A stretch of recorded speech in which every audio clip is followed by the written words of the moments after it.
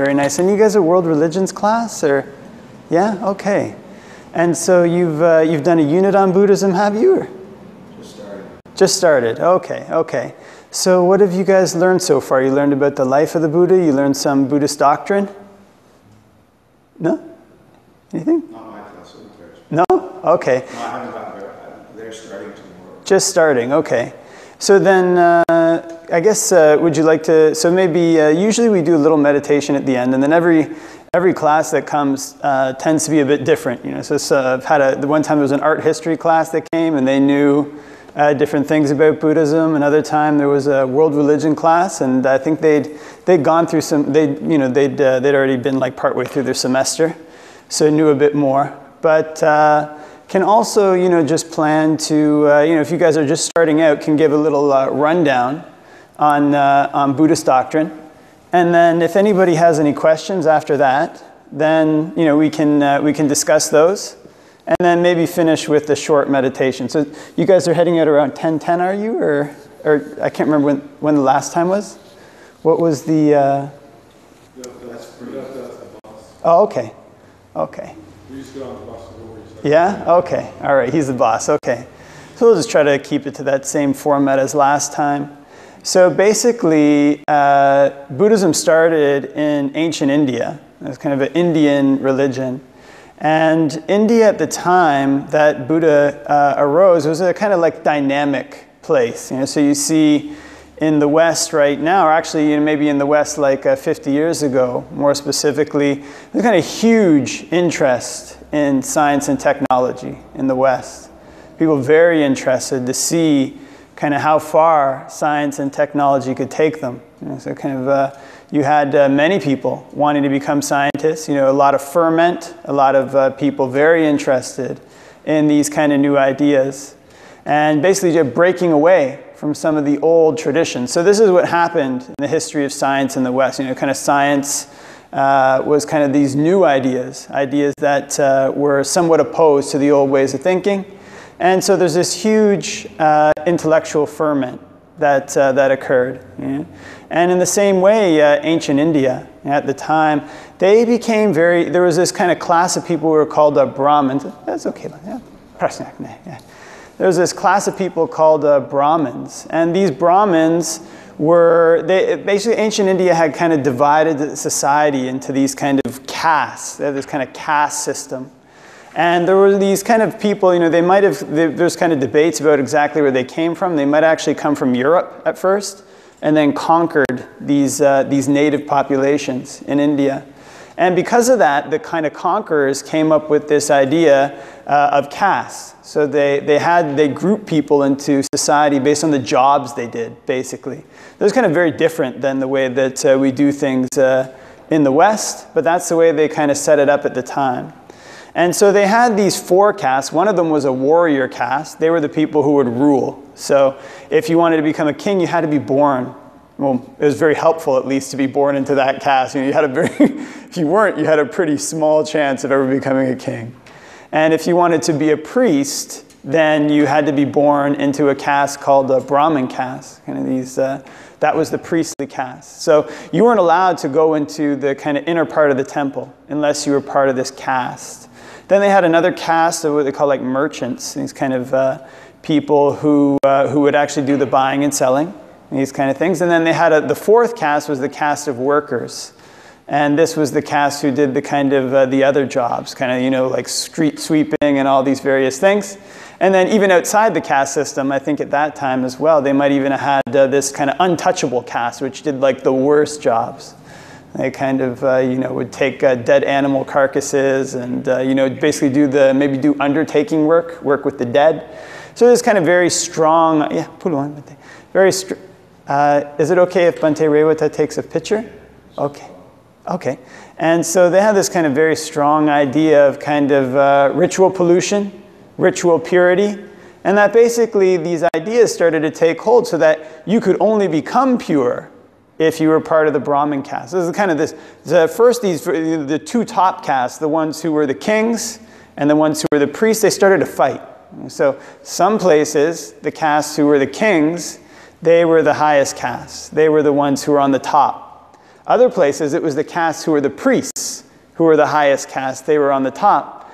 And so this priest caste basically started to have these ideas, like, we want to be the ones on the top. And because ancient India was a very religious society, they had an upper hand. So one of the ways that they started to do this was this kind of idea that, look, we're the ones who are pure. Nobody can become pure unless you're a Brahmin. Only Brahmins are pure, other castes aren't pure. And so in ancient India, these very strong ideas of ritual purity. And this kind of became something that people got disgusted with, actually. You can imagine people had this very strong stranglehold. And what they would do is they would start to charge a lot of money for various rituals that people needed to do. Okay, you want to go to heaven, you need a Brahmin to do the ritual for you. That's going to get you the good, they called karma. Karma meant doing these rituals. Get you the good karma to get into heaven.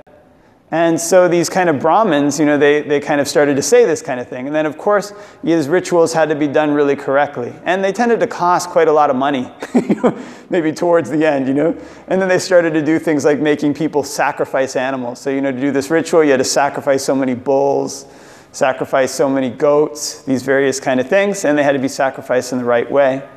So then from that, this kind of idea came around, and people started to get sick of this, kind of sick of this caste system. And because ancient India was a very religious society, not like our secular society, the response to this kind of oppression was religious. It wasn't like a kind of revolution, like in the West.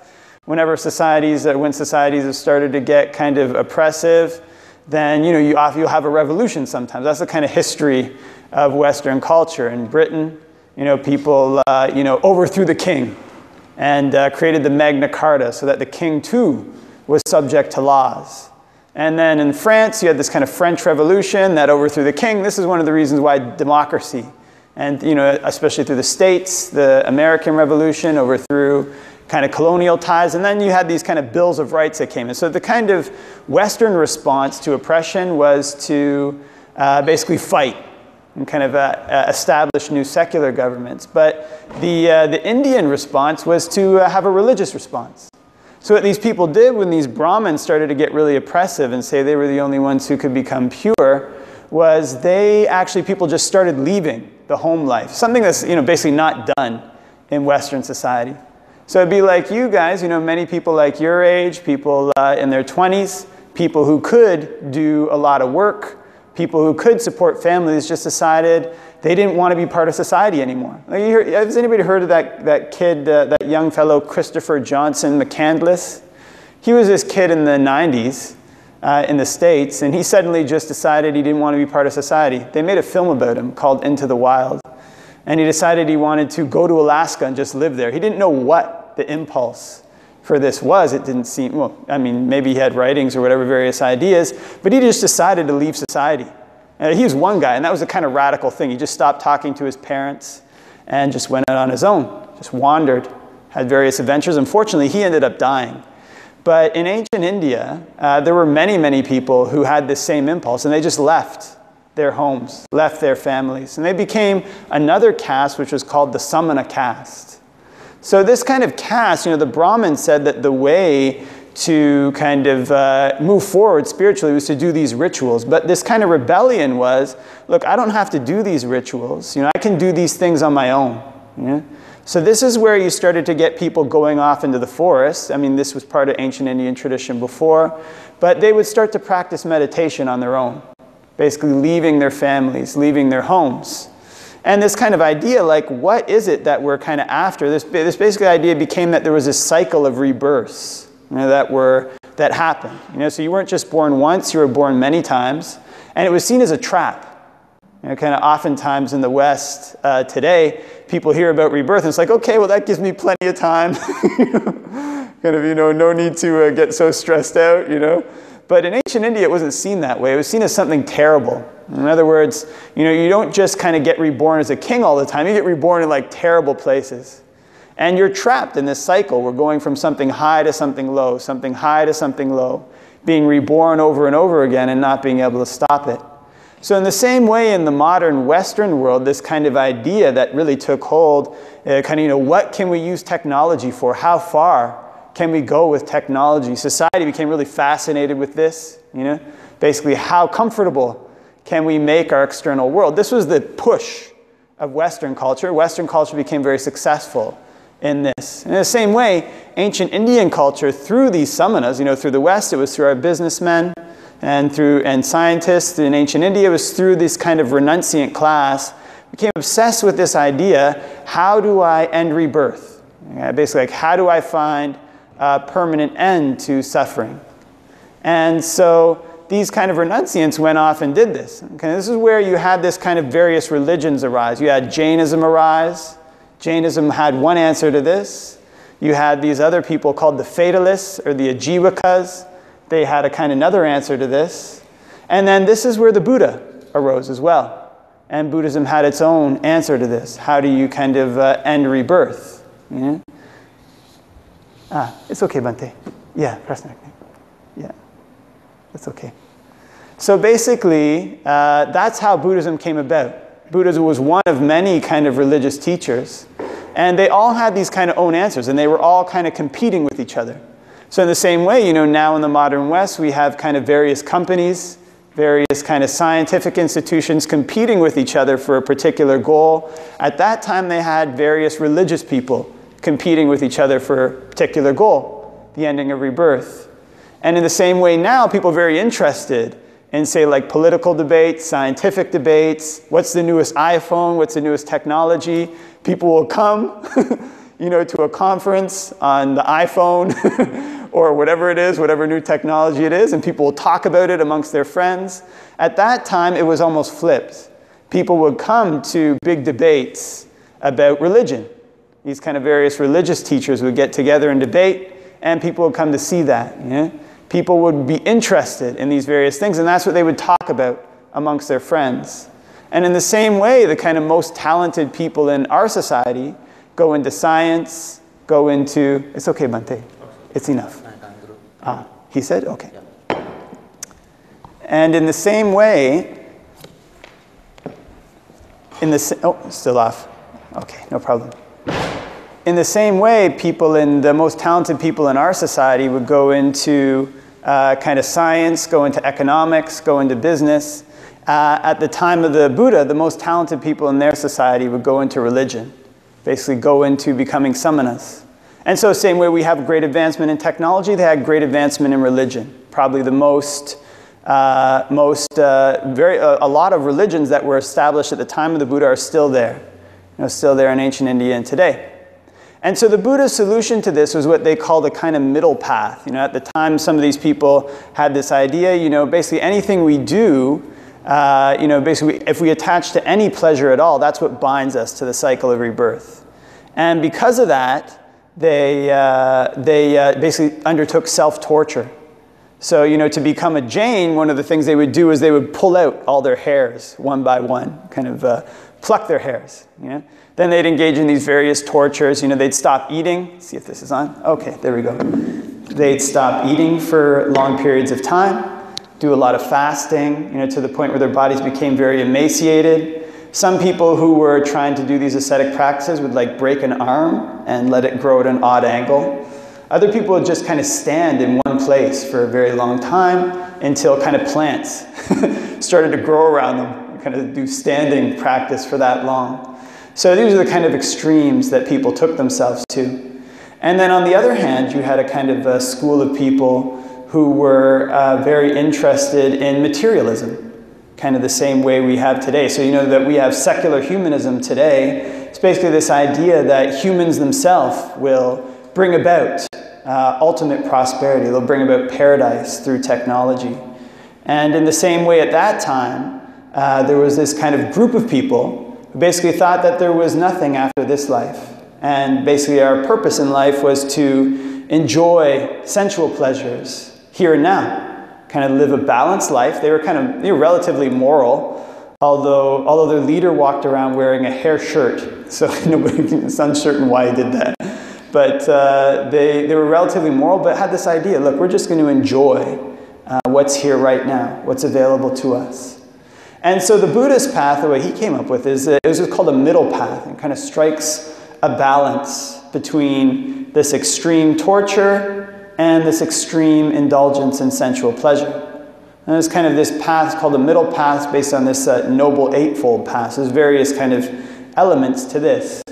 And so the Buddha lived most of his life in ancient India, kind of walking around. All these teachers would walk and teaching this doctrine to basically whoever wanted to hear it. And kind of, and basically, people would come to debate with him. He would debate. This is the whole kind of saga of the Buddha's life.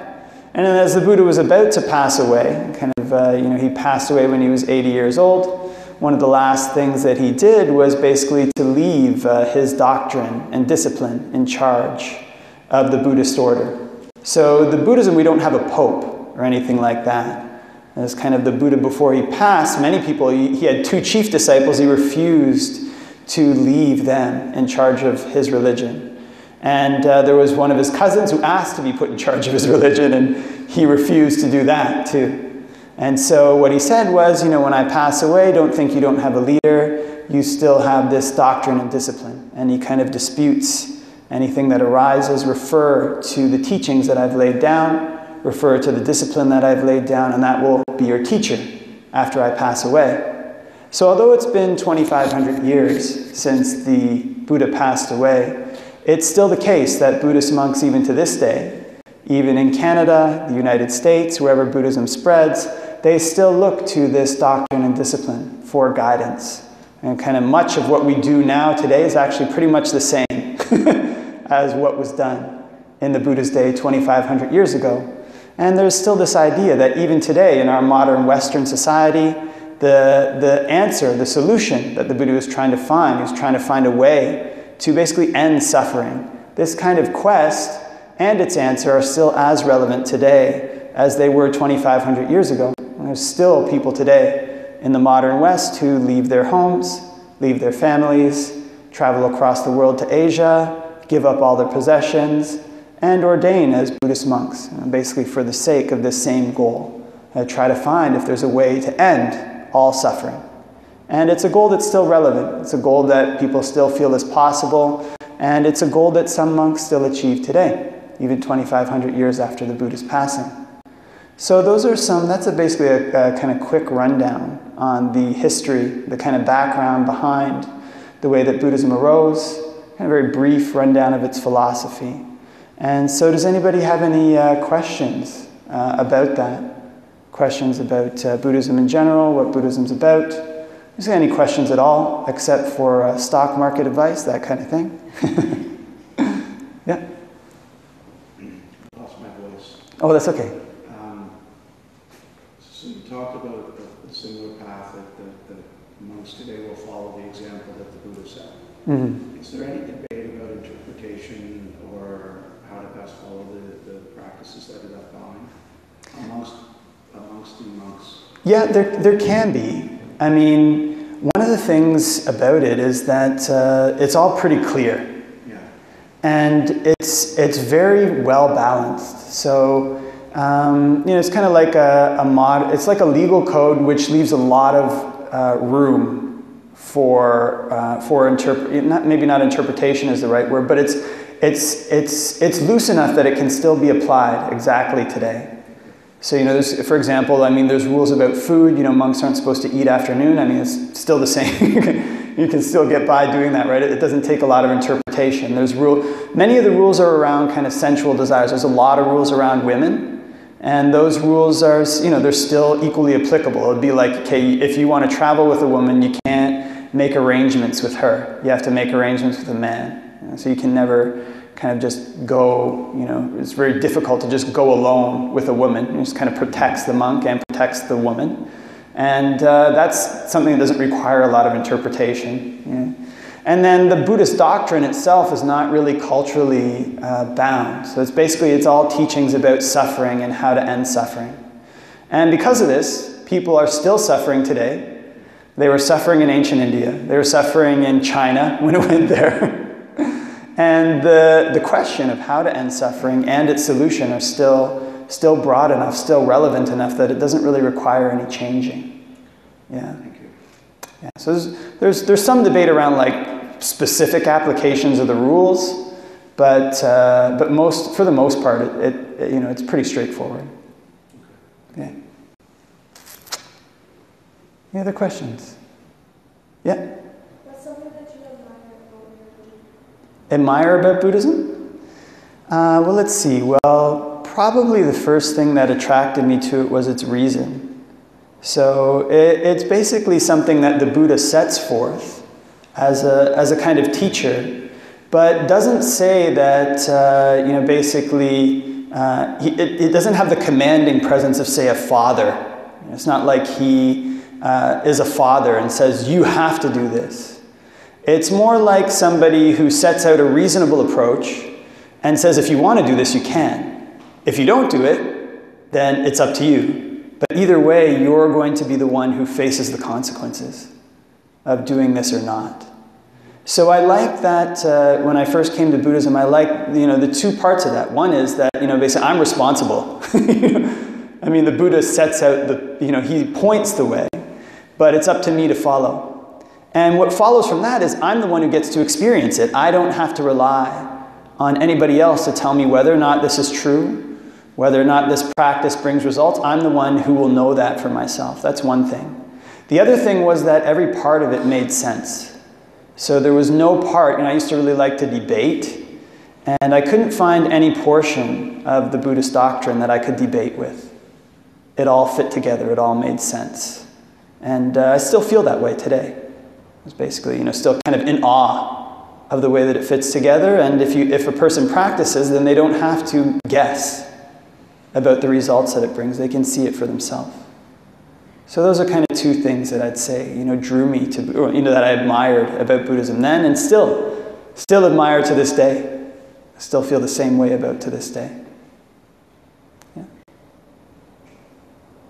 Yeah. Did you practice any other religion before you moved to Buddhism?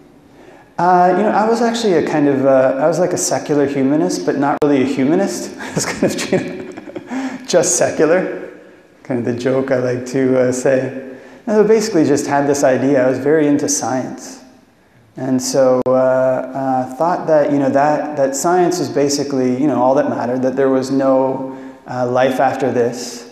And, basically that morality and all these other things were, basically just a function of how much pleasure, how much, how much sensual pleasure I could get from them. It was kind of basically an evil attitude, to be honest. It was kind of this attitude that's very amoral, basically kind of Machiavellian. Not to say that, it's kind of, that's where this kind of attitude leads. Without any kind of moral foundation, you just have this idea that I'm all about getting what I can from the world. Then it's actually not that pleasant of a way to live. There's only so many chips you can eat, only so many video games you can play.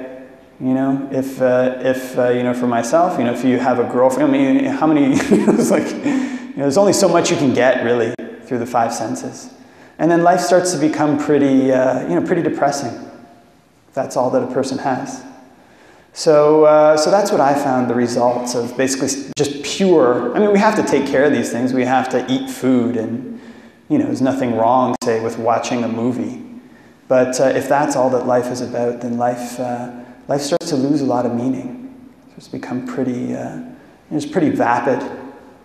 So it's partially that kind of drew me to I guess, made me ready to accept another philosophy. I couldn't find any satisfaction in pursuing worldly things. And whatever I tended to get, it only lasted for a little while, then I lost it. You kind of get a really good grade. That lasts for some time, and then the next test comes. You have to get a good grade on the next test. If you get a lot of money, okay, you've got that money, and then you spend it, you have to get more money. It's kind of never ending. If a person really wants to get a good job, if you get a good job, then once you get it, you have to worry about keeping it. And I just felt like there was this, I felt like kind of maybe being a bit like a donkey with a carrot in front of them. It's kind of whatever you get lasts a little bit, and you have to run after something else. It was just not that satisfying. So that's probably the experience that I had. Just having that philosophy might have laid a groundwork for being ready to accept kind of philosophy that wasn't just based on eating things, just based on external sensual pleasure. Yeah. You talked about, Oh, sorry. Yeah. you talked about like certain undergoings other religions had to do. Like, how would you like go about becoming a Buddhist monk? Certain. Sorry, I missed Like, undergoings or like tortures other religions had to do. Like, how would you like become a Buddhist monk? Like, what's the process of that? So to become a Buddhist monk, the process went through several different phases. The first phase, when it was just the Buddha, he was just starting out, he would just say, Ehi bhikkhu, and that would mean come, bhikkhu. Yeah. But then after he started to get more disciples, he changed it so that his disciples could ordain monks. And then at that time, I think you just had to take the 3 refuges. You just had to say, I go to refuge for the Buddha, the Dhamma, the Sangha, I think maybe 3 times. But then as the Buddhist community grew bigger, the Buddha started to push responsibility somewhat away from himself and delegate that responsibility to the community as a whole. And it's probably the reason why, one of the big reasons why Buddhism is still alive, still vibrant today. It's because the community as a whole takes care of things. And so at that time, to become a monk, you needed to have 10 monks in India. And then there's this whole kind of procedure that these 10 monks perform. It's called the Sangha Kamma. It means a legal act of the Buddhist community. And so to become a Buddhist monk, you basically have to be accepted by a Buddhist community. You have to do all these things. You have to have a bowl and robe. You have to request. You have to ask, can I become a member of your community? All this is done in a formal way. Then they send you outside. They question you about various things. So if you become a monk, you can't have certain diseases when you're becoming a monk. If you get them afterwards, the community will take care of you. But when you join the community, you can't have really serious diseases. You have to be healthy. So they question you about that. They question you if you've done certain evil things. I think if you've, various evil things you've done, you can't become a monk. And then if that's okay, then you go back in. They do some certain chanting. Then you come into this community of monks. It's actually a very kind of powerful ceremony. And at first, you're kind of outside of them. But then when it's time for you to ordain, you go and you have to sit kind of very close to these other monks. So then you're surrounded by these monks. And then they chant what's called like a motion in 3 announcements. It's like, this person wants to ordain. If anybody has any objections, then let them say them now. If there's no objections, then it counts. And so they say that once, then they wait. They say that a second time. And then there's maybe, then they say it a 3rd time. So if there's three attempts, if anybody has any objections, if they raise it, you can't. Your ordination is canceled. And if nobody says anything by the 3rd announcement, that's when you become a monk. It's actually a kind of very powerful ceremony. If you've ever been to one of them, at the end of the 3rd announcement, it always feels like there's this kind of ripple that kind of goes through the crowd. And it's kind of moving. Some people actually, it can be tear-jerking, So that's the kind of ceremony. It's relatively long process. It can take like a half hour, something like that. But after that, you're a monk, and nobody can kick you out unless you do certain very bad things. So I think that's why there's such a long community process. Once you become a monk, you're kind of in. Yeah. Any questions? Yeah. What goes through your head when you're hearing about other religions and their beliefs? Well, I think after a person becomes religious themselves, then they gain a lot of appreciation for other religious teachings and their beliefs. Because when you kind of study, or when you hear the religious doctrine of these various religions, there's a lot of overlap there. Especially if you're coming from like a secular world where it's just about what you can get outside. That's a very different philosophy from, let's say, all the philosophies of the great world religions. So if you're doing good deeds as a Christian, if you're doing good deeds as a Hindu, if you're doing good deeds as a Buddhist, that will bring happiness to your mind regardless of what religious label those good deeds are done under. And then the other important thing is that kind of all the great world religions teach about an afterlife. So this is something very important, because if we have an afterlife, then there's consequences to our actions that carry over from this life. So it means that our life isn't just about partying. If we just party, there's going to be consequences. We actually have to make investments in this life that will pay off in the next. And this is something that motivates people to do a lot of goodness and gives them a lot of peace of mind at their time of death. Somebody spent their whole life doing good. When the time comes for them to pass away, they have a refuge. And so this is what you tend to appreciate about other religions, about other religious teachings. There's a lot of goodness in the people who take these things on and sincerely practice them. Yeah. Okay. Questions? Yeah? How old were you when you became a monk? When I became a monk, I was 27. So you have to go through a 2-year period of like being a novice and then a samanera. So it takes 2 years. And so they've got 2 years to evaluate you. That's not everywhere. That was the place where I ordained. And you have 2 years to evaluate if that's the right place for you. And then once you ordain as a monk, you have a 5-year commitment. You have to stay with a teacher for 5 years. And there's a lot of rules about that. It's like being like a little kid again. So you have to do all the things that little kids do. You have to clean things. You have to take care of all the things of the senior monks. You're basically like a son to them, and they're like a father to you. So that's 5 years. And then after that 5 years, you become what's called a middle monk, and you can travel around.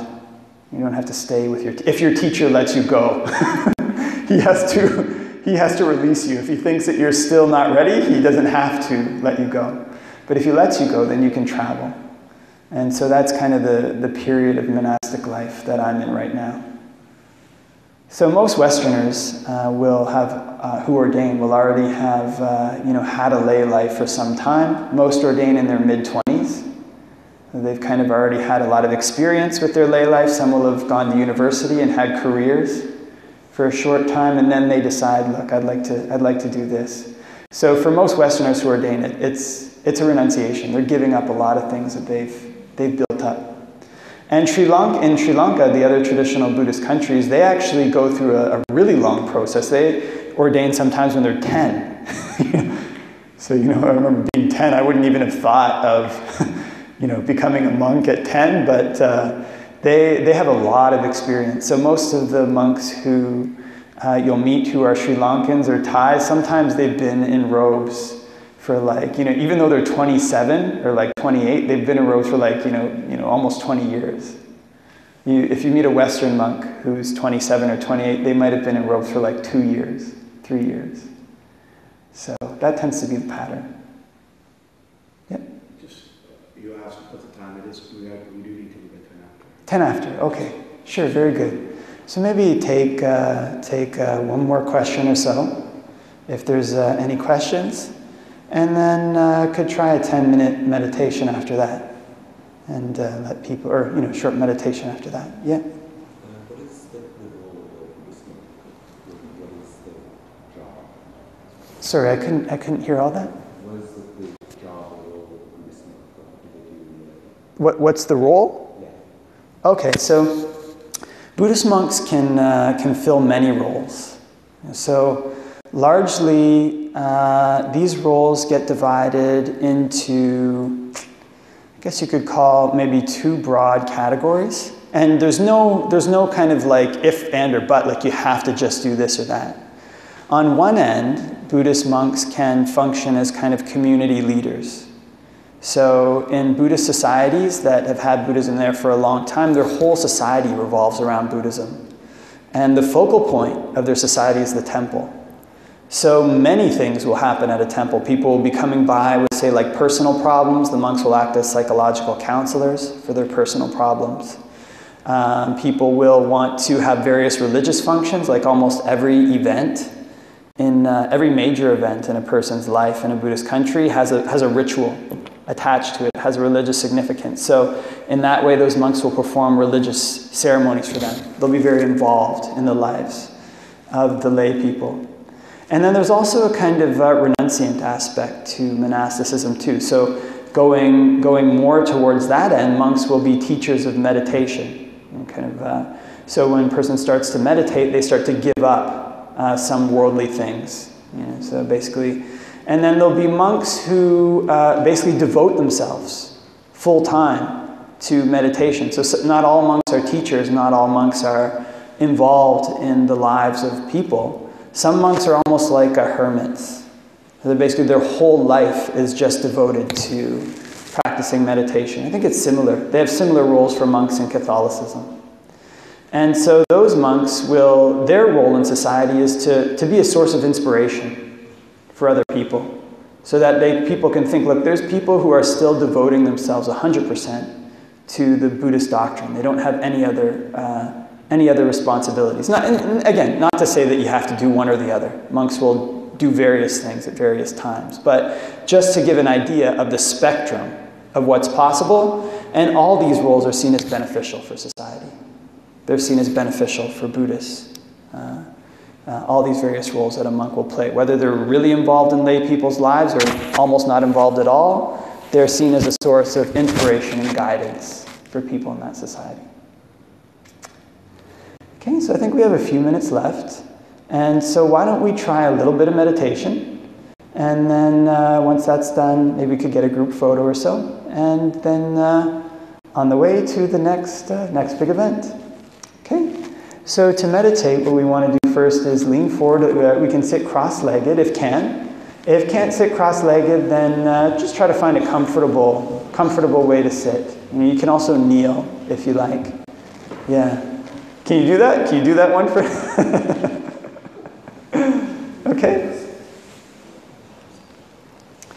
And then now sitting cross-legged, can lean forward a little bit and just arch our spine. And that gives a kind of curve to our spine, so we don't need to use our muscles to hold our body straight up and down.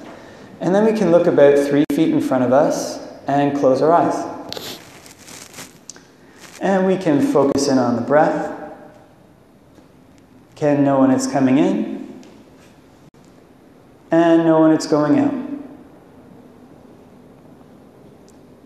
If we breathe in a long breath, can just know I'm breathing in a long breath. And if we breathe in a short breath, can just know I'm breathing in a short breath.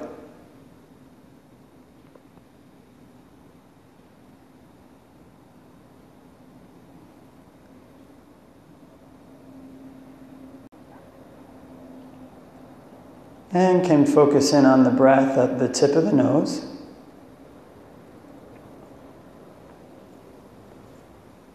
And when watching the breath at the tip of the nose, it's good to try to be aware of the breathing all the way through the breathing process. As the breath comes in through the nose, all the way through the in-breath, as the in-breath turns to the out-breath, all the way through the out-breath, and as the out-breath turns back to the in-breath again. Trying to keep our focus on the breath all the time.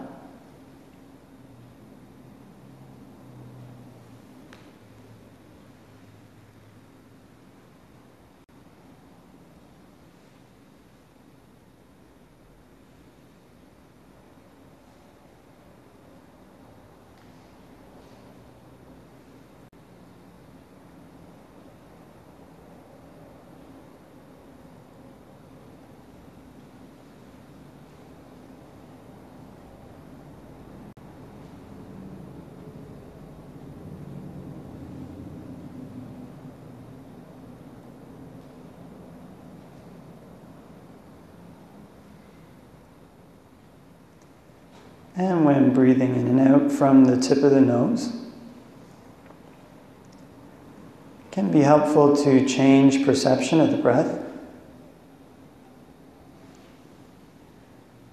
Sometimes can imagine the breath almost as if it's in front and one is watching it. But instead can change perception so that it's almost like one is right in the center of the breath. Almost like standing under a waterfall.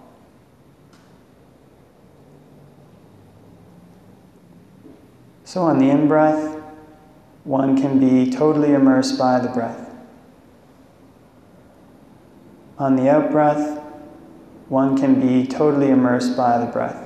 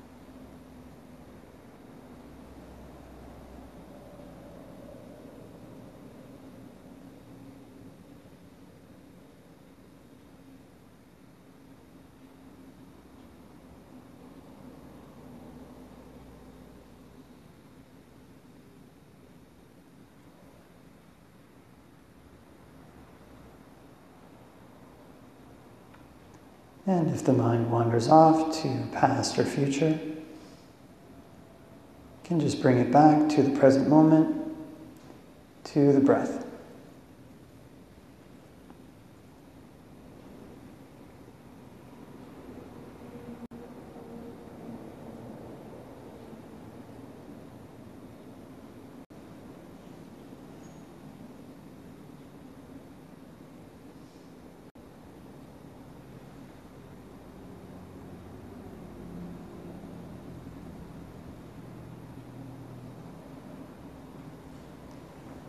And before we finish meditating, can spread thoughts of goodwill, wishing may all beings all around everywhere be happy and at ease. May they put in place the causes necessary to be happy and at ease. And we can make our minds infinite, can make them unbounded, all the way to the ends of the universe and beyond, in every dimension. May all beings all around everywhere be happy and at ease.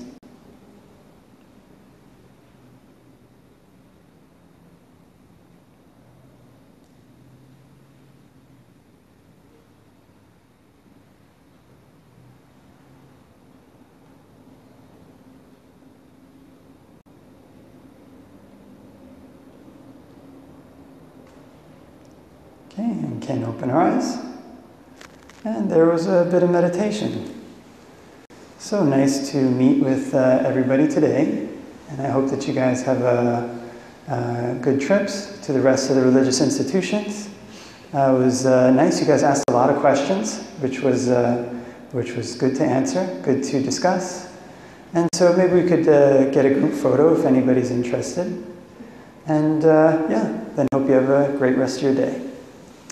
Okay.